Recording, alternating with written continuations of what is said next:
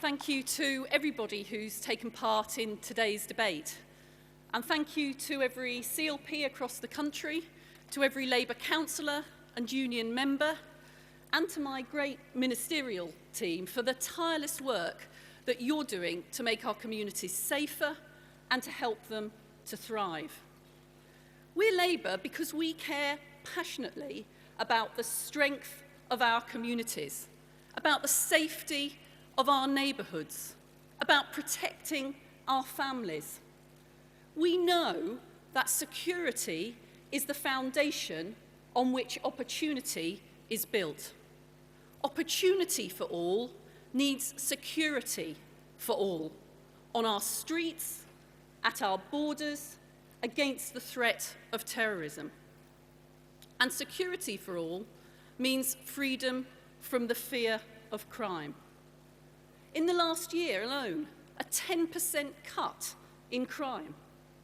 Since 1997, burglaries, car thefts have more than halved. And the chance of being a victim of crime now is lower than at any time since 1981.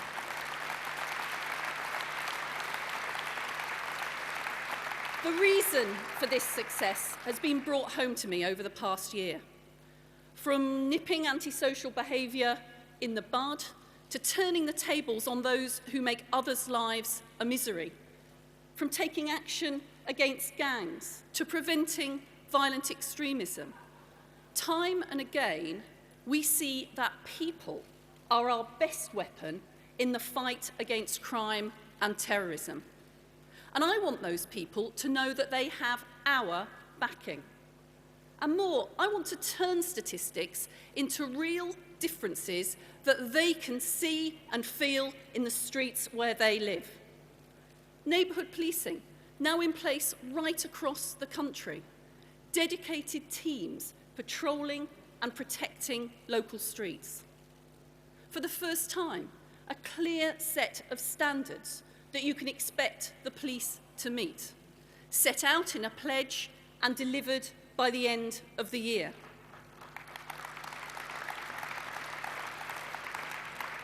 Thousands of police officers freed up to spend time on the street through the cuts that we're making to red tape. Local crime mapping so that you can see for yourself what's being done to sort your area out.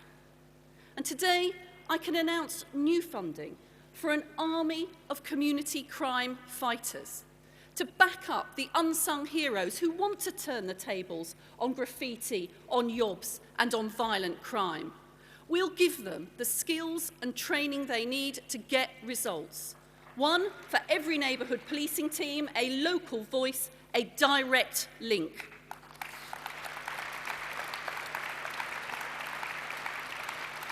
These measures all have one thing in common. They build confidence in the power of communities to come together and to deal with the problems that they face. And they're a vote of confidence too in the tremendous work that our police officers and our police community support officers do, often in the most challenging of circumstances. Which is why, from now on, we will set only one target for the police: to improve public confidence locally in the fight against crime. And working with the police and local councillors, we'll strengthen their links with local people so that what matters to the public is what matters to the police as well.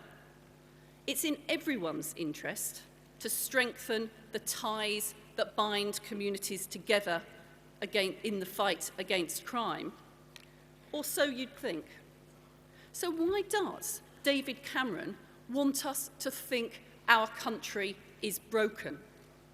Boris Johnson says talk of a broken Britain is piffle. I'd call it something else. Irresponsible, alarmist, opportunistic. It is just plain wrong to ignore the achievements of the police and talk down the progress our communities are making.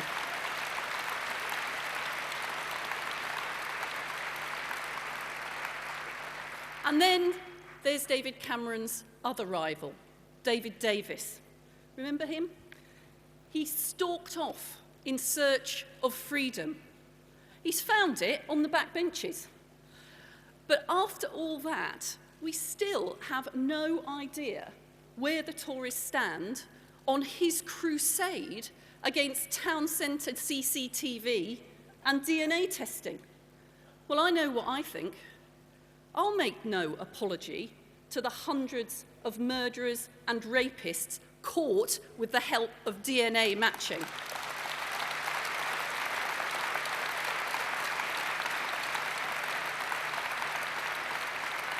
I'll not be saying sorry to the yobs captured on camera and duly punished, and one thing's for sure, I'll not be joining David Cameron in hugging any hoodies. But we will stand shoulder to shoulder with the families who turn the tragedy of violent crime into positive action, like the thousands who joined the Peace March in London yesterday. Groups like the New Year Shootings Memorial Trust in Birmingham, determined to take on the gangs and refusing to give up on young people. Like the Reclaim Project here in Manchester, who I'm visiting tomorrow, young men and women doing their bit to keep their friends focused on the positive and to keep them from going down the wrong track. By changing the law and supporting the police, for example, with search arches and wands, we're sending a clear message about the consequences of carrying a knife. If you do, you are now much more likely to get caught. When you're caught, the chances are you'll be prosecuted, and if you're found guilty, you're more likely to go to prison.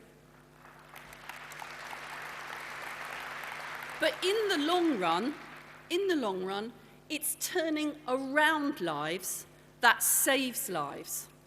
That's why we'll fund local community groups in each of the areas most affected by knife crime so that they can give kids something to do and somewhere to go.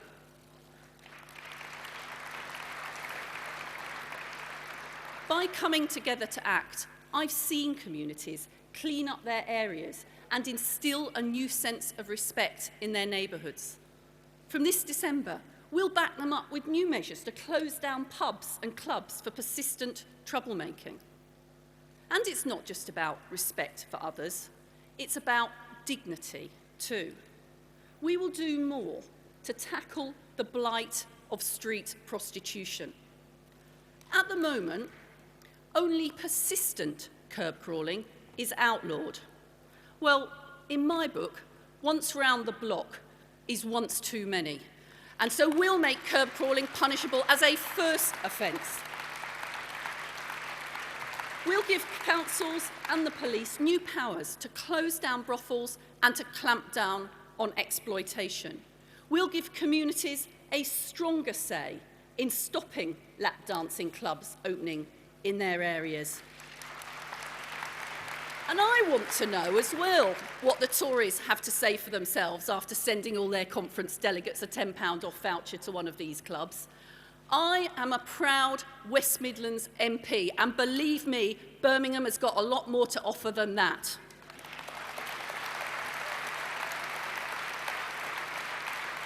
We're on track to ratify the Human Trafficking Convention by the end of the year. But I'm interested in more than just the words on a page.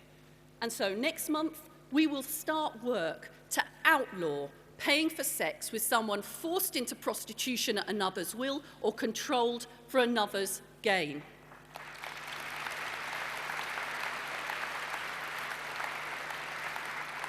Gordon is absolutely right. At a time of global change, people need the security of knowing that the rules which underpin our society are fair.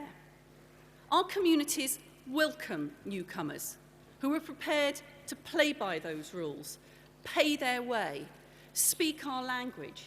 And so we're securing our borders with our new border force, transforming immigration with the Australian-style points-based system that makes sure that only those who have something to contribute to the UK can come and stay.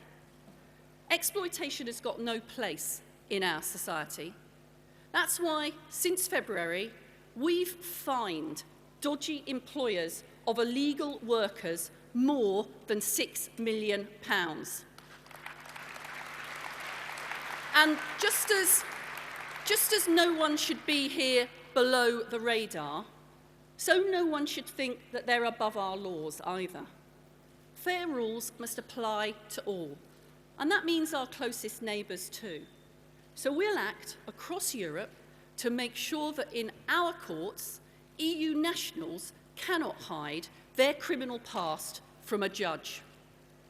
Of course, we will always respect, and we have a proud record of respecting the rights of those genuinely fleeing persecution and seeking a safe haven here. And where it's right to do so, we will strengthen those protections further. This week, we will lift the UK's immigration reservation to the UN Convention on the Rights of the Child.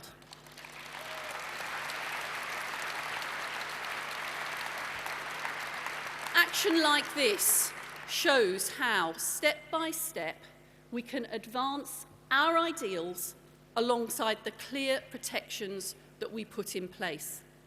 From the international stage to the community grassroots, fair rules alongside firm action to enforce them. Personal dignity alongside practical measures to make a difference. Respect for others and respect for the law. Secure in our values and secure in our country.